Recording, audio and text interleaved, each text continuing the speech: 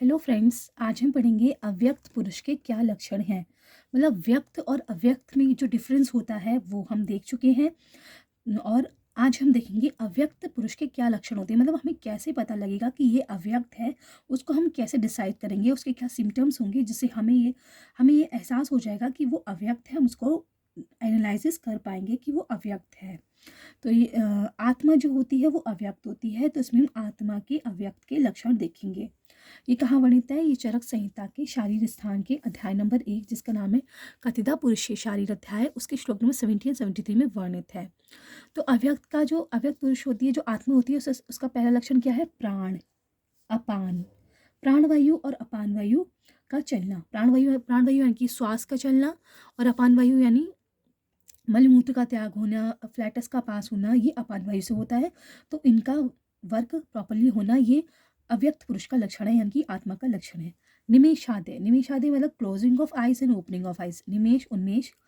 जीवनम यानी कि जीवन। मनसो गति, मन की गतियाँ, मन की जो गतियाँ होती हैं, मन मन जो गति करता है, एक मन का जो गुण है वो है अणुत्व और सूक्ष्म। अणुत्व, सूक्ष्मत्व और एकत्व। एकत्व यानी कि एक होता है मन, अणुत्व होता है, सूक्ष्म होता है। तो वो मन गति करता है, वो भी मन की गतियाँ भी आत्मा से हो रही हैं। इंद्रियांतन संचार, जैसे मन का एक इंद्रिय को छोड़कर दूसरे इंद्रिय में चला जाना, ये भी आत्मा का कर्म है। ये भी अव्यक्त पुरुष का लक्षण है। मन का इंद्रियों को कार्य करने की प्रेरणा देना। प्रेरणम, ये क्या था? इंद्रिया अंतर संचार, एक इंद्रिय से दूसरे इंद्रिय में चले जाना, ये भी अव्यक्त पुरुष का यानी कि आत्मा का लक्षण है। और प्रेरणम, प्रेरणम मतलब जो इंद्रियां हैं, उनका मन है, उसका इंद्रियों को प्रेरणा देना, आज्ञा देना, और इंद्रियों को कार्य करने से धारण करना, उन्हें रोकना। इंद्रियों को कार्य करने से रोकना और इंद्रियों को कार्य करने की प्रेरणा देना, ये किसका लक्षण है? आत्मा का लक्षण है, अव्यक्त का लक्षण है। देशांतर गति, स्वप्न में देशांतर में गमन करना, मतलब इस स्वप्न में देश विदेश में होकर आना, ये भी आत्मा का लक्षण है। स्वप्ने पंचतत्व ग्रहणम, पंचतत्व ग्रहणम पंच शरीर में पंच महाभूत मात्र का रह जाना, मतलब पंच महाभूत मात्र का रह जाना। इनकी पंचतत्व जो हमने पढ़ा है, पंचतत्व की परिभाषा वो चैनल पर अवेलेबल है, आप चेक कर सकते हैं। तो पंचतत्व का रह जाना, पंच महाभूत का शरीर में रह जाना, मृत्यु होना, ये भी आत्मा का लक्षण है। दक्षिण नेत्र से देखी वस्तु को वाम नेत्र से भी वही वस्तु है ऐसे देखना। दृष्ट से दक्षिणेन अक्षणया, मतलब दक्षिण नेत्र से जो वस्तु देखी है वही वस्तु जो है दक्षिण नेत्र और बाएं नेत्र से, मतलब बाएं नेत्र से जो देखी है, दोनों का एक सा दिखना, ये भी आत्मा का लक्षण है, यानी कि अव्यक्त पुरुष का लक्षण है। इच्छा, जो डिजायर्स होती है। द्वेष यानी कि जो जेलसी होती है। सुख, हैप्पीनेस, दुख, सैडनेस, प्रयत्न, एफर्ट्स डालते हैं, जो चेतना जो है, धृति, धारण करना। बुद्धि और स्मृति, अहंकार। स्मृति मतलब मेमोरी, अहंकार, ये किसके लिंग है? ये सब परमात्मा के लिंग है, यानी कि आत्मा के लक्षण है।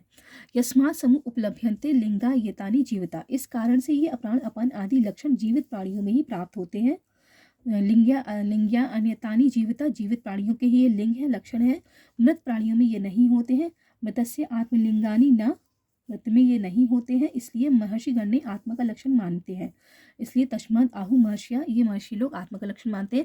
ये सारे जीवित पुरुष में होते हैं, जीवित पुरुष में आत्मा रहती है। जब आत्मा शरीर से निकल जाती है तो पंचतत्व का प्राप्त होता है, यानी कि मृत्यु हो जाती है। तो वो मृत्यु जब हो जाती है तो सारे आत्मा के अव्यक्त लक्षण चले जाते हैं बॉडी से। इसलिए जब ये मृत्यु नहीं होती है, जब आत्मा शरीर में होती है, तो ये सब लक्षण होते हैं, और मृत होने के बाद वो लक्षण चले जाते हैं।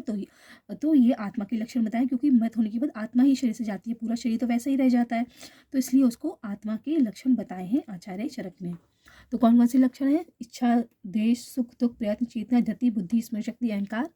और इसमें स्वप्न में देशांतर गमन, शरीर में पंच महाभूत का रह जाना। दक्षिण नेत्र से देखी वस्तु को वाम नेत्र से वही वस्तु ऐसे देखना।